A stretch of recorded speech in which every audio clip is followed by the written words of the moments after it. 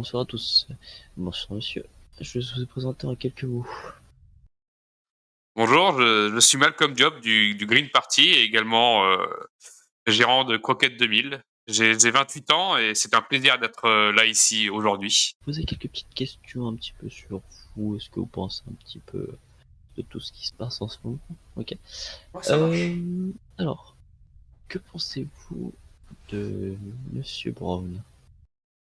Ma foi, Jim Brown, c'est une personne fort respectable. Je l'ai vu notamment quelques fois avant son élection au rang de gouverneur. Pendant sa campagne électorale, il est venu à Croquette 2000. Il a fait le tour de notre usine. C'était fort charmant de sa part. Franchement, très peu de personnes auraient pu le faire. Même Carrie Water ne l'a pas fait, notamment. Euh, voilà, comme j'ai dit, c'est une personne fort respectable qui veut tenir ses mesures.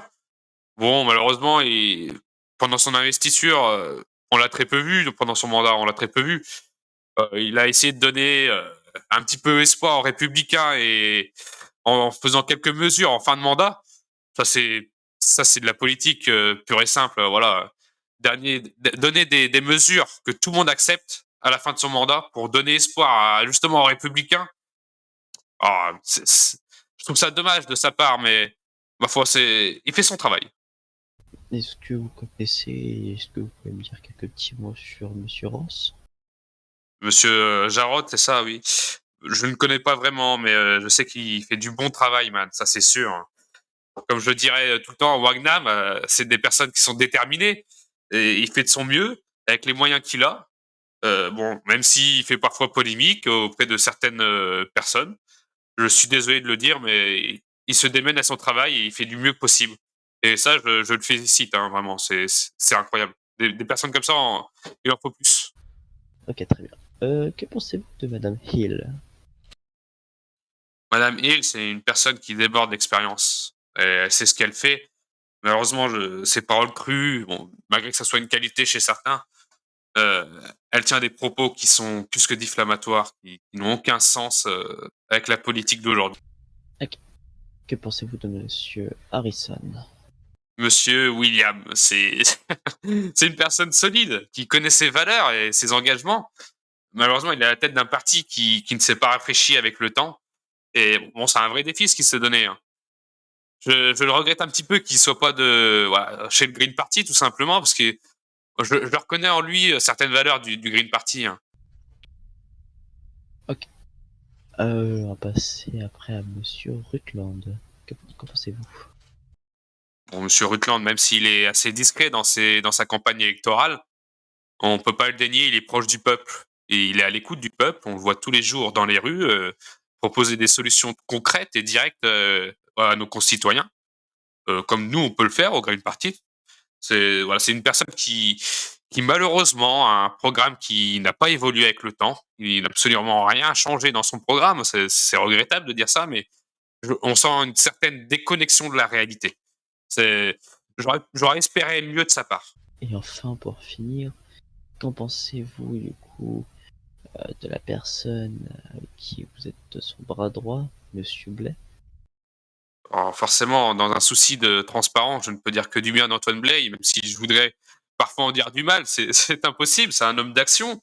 Et il est dans le concret, il propose toujours des solutions à toutes les problématiques de notre société.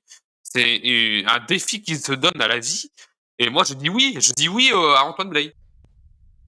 Ok, très bien. On va passer à un petit jeu. Je Bah, vais vous avec poser des plaisir. questions. Vous avez 60 secondes pour y répondre. Donc ça peut être question à répondre par oui ou non, ou une petite phrase, ok? Ok. Vous êtes prêts? Allez-y, oui, je suis prêt. Il n'y a pas de souci, man. Allez, 3, 2, 1. Êtes-vous confiant pour les prochaines élections? Oh man, bien sûr que je suis confiant, même si on n'est pas les favoris. Il y a de grandes chances qu'on puisse gagner les élections, justement, oui. Croyez-vous au réchauffement climatique? Oui, bien sûr. L'argent fait-il le bonheur? Non, mais avec un petit oui. Euh, étiez-vous bon à l'école? Ma foi, écoutez, j'étais dans la moyenne, même si j'ai pas fait de grandes études comme certains politiciens. J'étais plutôt bon. Être dans la politique et avoir une famille, est-ce que c'est compatible? Bien sûr, man, c'est possible d'avoir une vie familiale à côté de sa vie politique. Néanmoins, je suis obligé de pas faire de liaison entre les 2 justement pour, protéger ma famille de cet éclat médiatique. Être politicien et écolo possible? Oui, c'est possible. Est-ce que vous regrettez ces années en tant que dépanneur? Non, je ne regrette pas ces années en tant que dépanneur. Ça m'a permis aujourd'hui de d'éclaircir, ma vision, du travail. Voilà, apprendre le dur labeur, c'est important pour, comprendre justement nos concitoyens. Antoine Blé serait-il un bon gouverneur? Oui, bien sûr, sans nul doute le meilleur. OK, très bien. Alors, on va faire un deuxième petit jeu. Je vais vous poser, des petites questions. Je vais commencer par une phrase et c'est à vous de finir de compléter la phrase, OK? Monsieur Job se balade jamais sans. Sans le livre d'Antoine Bley. Monsieur Job aime nana chez lui. Qu'est-ce qu'il aime? Ma détermination, je pense. Monsieur Job joue au. Malcolm Diop joue régulièrement au blackjack. Monsieur Job est bien meilleur que. Alors cela peut surprendre, mais Malcolm Diop est bien meilleur que Ericsson, quand on parle de chasse. Hem, avant que Monsieur Job arrive au bureau, que mange-t-il? Eh bien, avant d'arriver au bureau, je prends une petite escalope, de dinde, que m'a préparé monsieur, Butcher. Très bien.